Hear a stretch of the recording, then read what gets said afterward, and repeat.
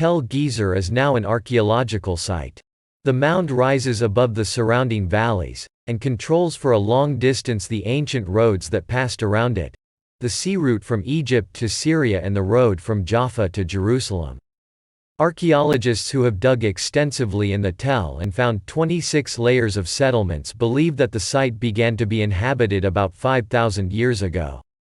At first they lived in caves, where stoneware and pottery were found. Later they began to build, and there was a Canaanite city that grew and developed over the generations.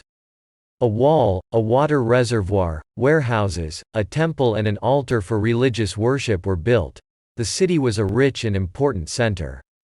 About 3,500 years ago, Thutmose III, king of Egypt, went on war campaigns on his way to Syria, fought with the Canaanites and destroyed Gezer, among others. Under Egyptian rule, the city grew again, and was conquered by Joshua after the Exodus, as written in the book of Joshua. Then Horam king of Gezer came up to help Lachish, and Joshua smote him and his people, until he had left him none remaining. Later, it came under the control of the Philistines.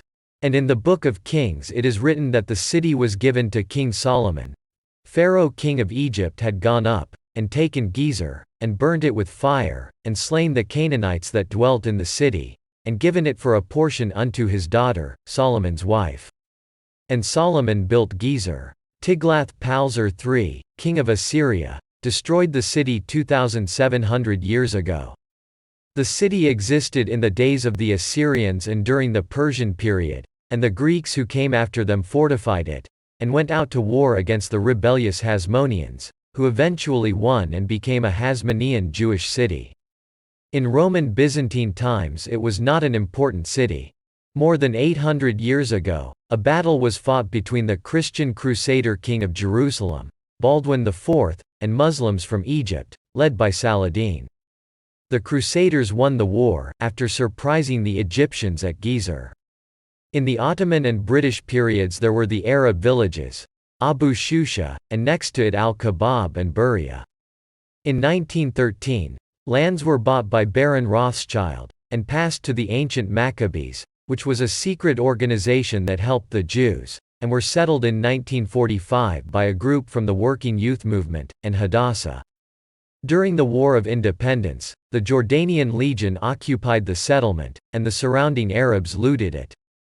That same night, the Yiftach Brigade captured Bak, and the results of the battle were 29 killed, as well as Jewish prisoners. The Arabs of the villages fled and were abandoned. The State of Israel was established. Kibbutz Gezer began anew. Moshev Azaria was established on the ruins of the village of Buria. Moshev Mishmar Ayalon was established on the ruins of the village of Al-Kabab, followed by Moshev Kafar Ben Nun.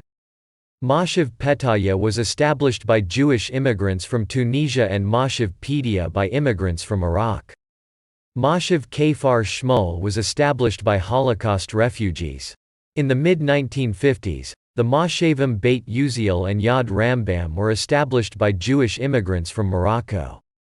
In 1972, the community settlement, Beit Hashmoneh, was established.